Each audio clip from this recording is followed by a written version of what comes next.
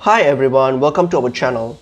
So today in this tutorial, I'm going to quickly show you how to hide or unhide balance on your Revolut application. So let's get into the video. So open up your Revolut app. So open up your Revolut app and then log into your account. So once I've logged in and everything, so once you're on your home screen here, so what are you going to do now here on your top left here, you have your profile picture. So click on your profile icon there.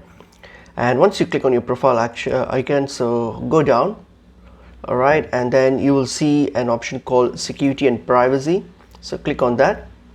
All right, so under security, you'll see an option called hide balances.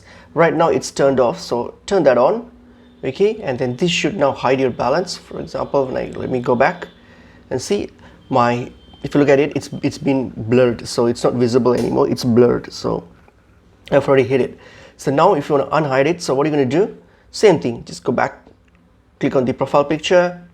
All right, scroll down, go to accounts and privacy, and under security here, just turn off this switch here, the hide balance option here, just turn that off, and now you should see your balance. There you go, I can see my balance now. So that's pretty much it is.